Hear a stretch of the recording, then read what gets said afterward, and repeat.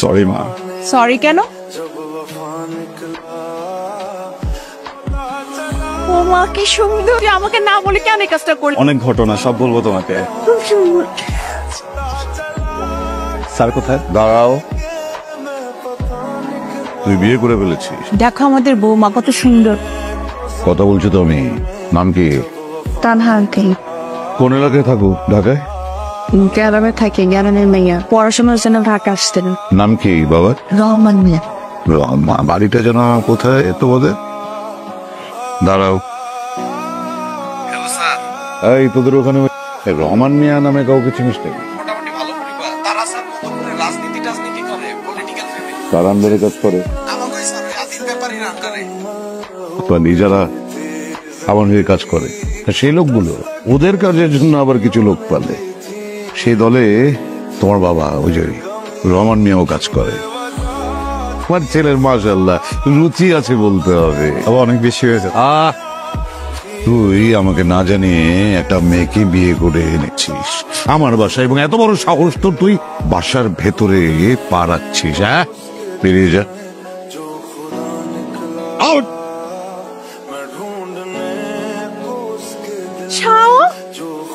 এটা প্রত্যেককে বিয়ে করে নিয়ে আন্টি আসতে আপনার এক্সাইটেড হন না এত। কার বউ জামাই কই? রাফসানের আব্বা ওর বিয়ে মানে নাই, ওর থেকে বাই করে দিছে।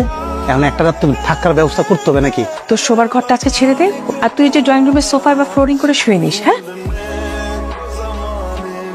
যেটা তোর থাক, কোনো সমস্যা নেই, কোনো প্যারা নাই। শেষে 10,000 টাকা দিস। দেখ, আমার বাড়ি হলে কিন্তু আমি নিতাম না।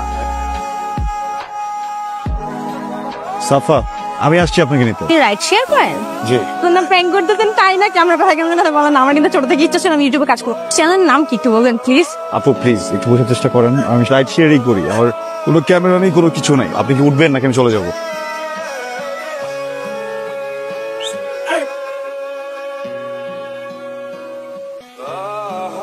রাস্তাঘাটের যে অবস্থা। কিসে বাবা তোমার? হ্যাঁ তানহা, বিয়ে করছিলি কেন আমারে? কেন বিয়ে করছিলি আমারে? আমার লগে যদি চিটিং করবি তাহলে বিয়ে করছিলি কেন? আমি তো ভালোই ছিলাম। তোর রাতে এমন করলি কেন? কি হয়েছে কি আমাকে বলো। তুই আমারে কইছিলি তুই গ্যারেজে থাকলো, ওই মায়া তোর লাগে কেন? আমি মিথ্যা বলছি, এটা আমি মানতেছি। তুমি যেটা ভাবতেছো এটা সত্য না, বুঝছো? আমি এটাকে চিনি না। আজকে ফার্স্ট টাইম আমার বাইকে উঠছে, ওনাকে একটা জায়গায় নামাই দিচ্ছি, পর্যন্ত জানি না। বিশ্বাস করে ছুঁয়ে বলতেছি। এটাকে বাইকে নেওয়ার একটা রিজন ছিল। কি দিছে?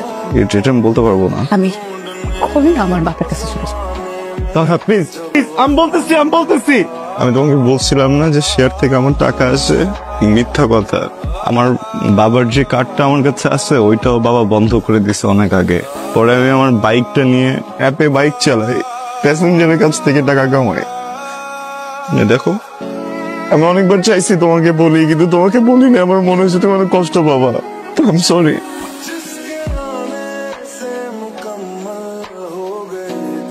কি রে দোস্ত, কি হয়েছে? রাফসানের সাথে কোনো ঝামেলা হয়েছে?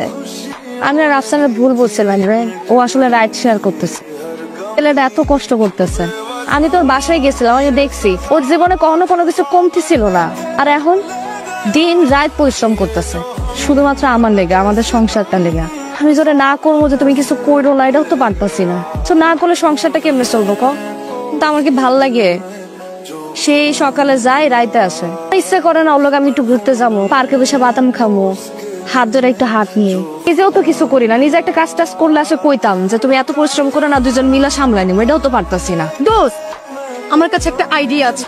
সন্ধ্যার সময় তুই একটু রেডি হয়ে আসিস তো, তোকে নিয়ে একটা জায়গায় যাবো। কই যাবো? আমার উপর আস্থা রাখ।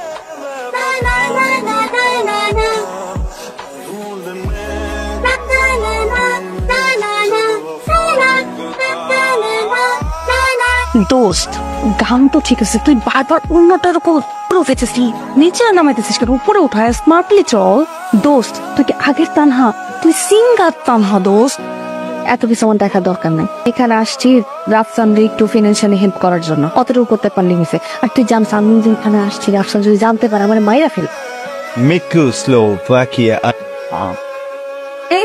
এটা তোমার জন্য। এত টাকা কই পাইছো? ওই যে গান গান দাদির আমি আগে গান শুনেতাম, কই নাই তোমার কখনো? দাদি ফোন করছিল, আমার না ওইখানে যেতে ভালো লাগে না। কেন বুঝোস না, ওখানে কত ধরনের মানুষ থাকে, সুগার ড্যাডি ম্যাডি এগুলো আইসা কেমনে কথা বলে, কিভাবে তাকায়, এগুলো একদম ভালো লাগে। দোষ তুই তোর হাজবেন্ডের জন্য এটা করতেছিস তাই না? আর ভালো একটা কিছু পেয়ে গেলে এটা বাদ দিয়ে দিস। হ্যালো, কে? তানহা, হ্যালো, কে বলছেন? ভাই ফোনটা জেরুনি কোথায়? উনি বারে গান গাচ্ছে। কোথায় গান করতেছে? উনি এইখানে গ্রুপ স্টাডি শেষ? হ্যাঁ, এই জন্য আসছো এখানে? কথা বলতেছো না কেন? হেল্প করতে, হ্যাঁ, সারা দেশে কাজ করো আমার ভালো লাগে না, আমি হেল্প করতে চাইছিলাম। আমাকে হেল্প করতে গেছি তোর মানুষদের সামনে দাঁড়ায় দাঁড়ায় গান গিয়ে আমাকে হেল্প করতে চাইছো, আর কি করছো বলো? এইভাবে হেল্প করে? আমি বলছি কখন আমাকে হেল্প করো তুমি? চাইছি আমি তোমার কাছে প্রত্যেকদিন সকালবেলা বের হয়ে রাস্তায় এত পরিশ্রম করি কি এই জন্য যে আমার বউ বারে এসে গান গাবে? আমি তোমাকে কখনো বলছি আমাকে হেল্প করো? আমি যখন ঘুমাই যাই আমার মাথা একবার হাতটা ভুলাই দিই, তাও তো হেল্প হয়ে যেত। এটা কি হেল্প করতে আসছো তুমি আমারে? যাচ্ছ না কেন? ভিতরে যাও। এই তানা, ডক্টর কাছে যাবো, আসো দেখি।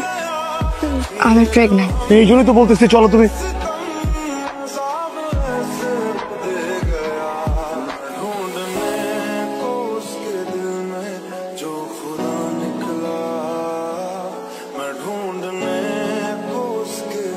আমাদের পরিবারটাকে ফাইন্যান্সিয়ালি সাপোর্ট দিতে যে তাহাকে আমি মেন্টাল বা ফিজিক্যাল কোনোভাবেই সাপোর্ট দিতে পারতেছি না।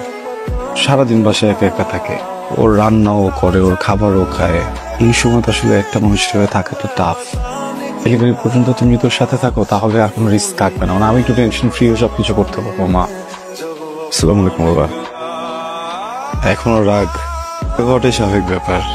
একটা হাক দাও বাবা।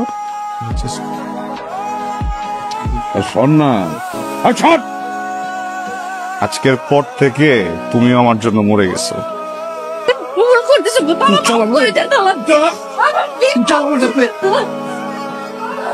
তোমাকে বাবুকে তোমাদের বাড়িতে রেখে আসছি কিছুদিনের জন্য। আমি বাড়িতে গেলে তুমিও যাও আমার সাথে। বাবু যখন পৃথিবীতে আসবে তখন কতগুলো টাকা লাগবে না?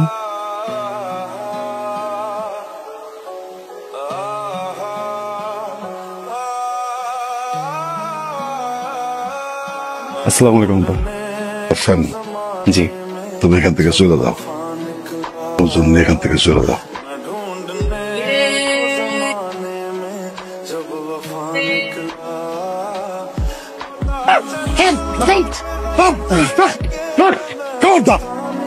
কেউ রাস্তায় গেলে আরেকবার হাত দিবি না। তানা কই? প্রিয় স্যার